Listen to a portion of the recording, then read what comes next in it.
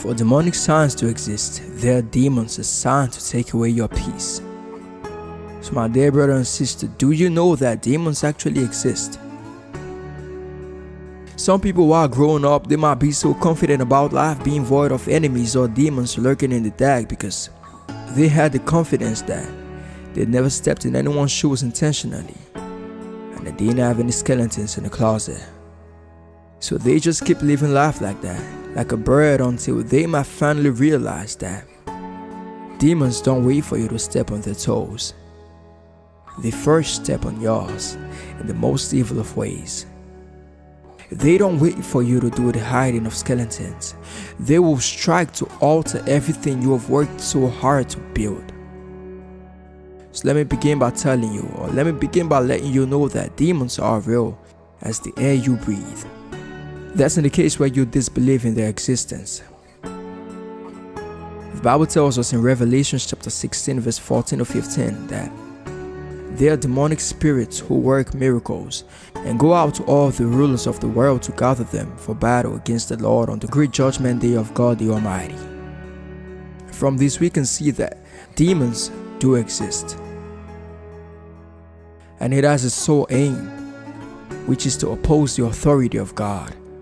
Now that we have that part settled, I need you to also know that there is another side to this coin. There are people who know that demons exist and take it to the extreme such that every cup that falls from the hand and breaks, or anytime the left foot hits anything, it is seen as the devil at work.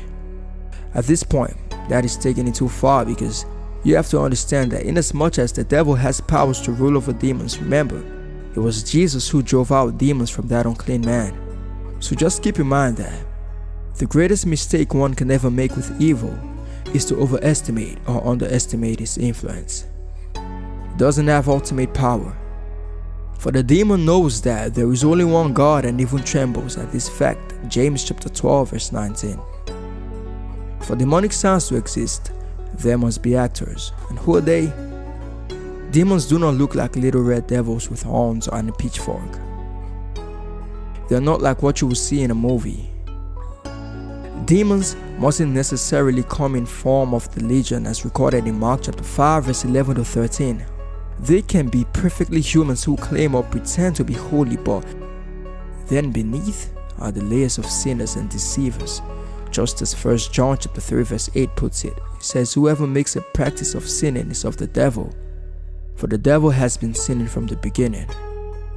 And in 2 Corinthians chapter 11 verse 13 to 15 it states that for such men are false apostles, deceitful workmen, disguising themselves as apostles of Christ. And no wonder, for even Satan disguises himself as an agent of light. So it is no surprise if his servants also disguise themselves as servants of righteousness. Therefore know that that person in your life who seems to be adding value to your life can be a messenger of the devil. The devil won't send someone meant to destroy you with an unhidden time bomb. The devil will make sure this person only shows you what you need to see in order to get you attracted. Thus be careful. Be careful of the family members you confide in, of the friends you keep, and the next door neighbors you greet. And this information is in no way trying to make you paranoid. All you have to do is to live your life as a soldier on duty. But do not be too occupied to have a moment to stop and stare at the beautiful things God has created. For demonic signs to exist, they must have deeds. Demons tempt believers to sin, and they can cause disease. They can cause physical pain and emotional torment and erratic movements. They can cause tremendous pain and distress, but none of this is outside of what God has allowed. Actually, events. Okay, it says that a child of God doesn't suffer without God knowing and allowing it.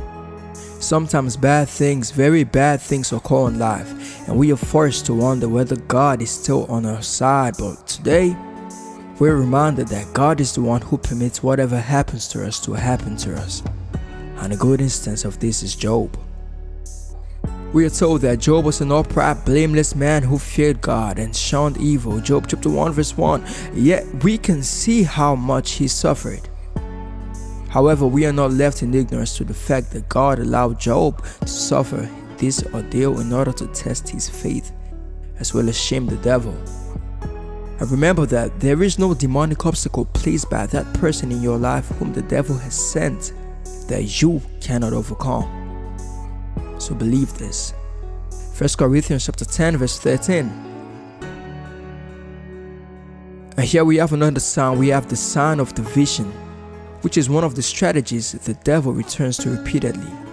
In the physical realm, when people want to employ methods of winning a battle, they most times go for the divide, rule, conquer strategy, because it is easier for one to capture people who are not seeing eye to eye on issues than those who have oneness. As such, this person tries to find a way to cause disruption in the community, and once this is done, the person can strike without fear of obstruction because this person has broken down the stronghold called unity. And so it is that you will find that person in your life who is trying to tear you away from your spouse by giving you the wrong advice, which to you at the moment seems like a safe haven. This is someone who would boost your morale towards bringing a buried hatchet up in your family so as to cause chaos. And there you still are, hanging out with such a one and introducing that person to others as your friends. Darling, that is not your friend. So be careful. Paul in Galatians tells us what people whom God sends to our lives can do for us. They're to love, and love entails that when we are in trouble, they shouldn't make it double. That's something the devil is meant to do. Instead, they're to make troubles crumble. And we also have signs of decline in morality. C.S. Lewis says, the safest road to hell is a gradual one. The gentle slope, soft underfoot, without sudden turnings, without milestones, without signposts. So how does this happen? You see, the devil is aware of our weakness. He doesn't rush. He knows that Rome wasn't built in a day, and destroying a child of God would also take a day. So he begins by making you draw closer to this person. Then he goes ahead to turn this companion you have in your life to become a seducer, or seductress, a fraudster, or an arrogant being who would convince you that there is no big deal doing or being this way, which of course is in God's way. This person will make you feel God's commands are stopping you from catching fun. However, note that obedience may seem boring or inconvenient in the short term, but it's richly and deeply satisfying in the long term. But this is not a thing the messenger of the devil will say to you. Therefore, watch out in order to save yourself.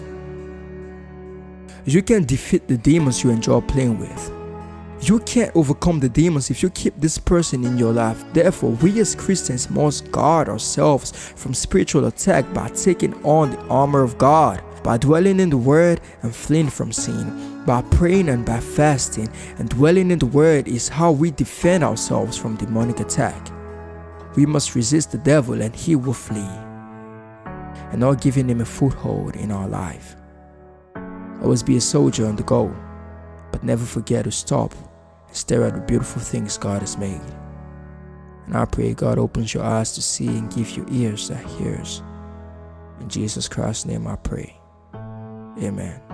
God bless you.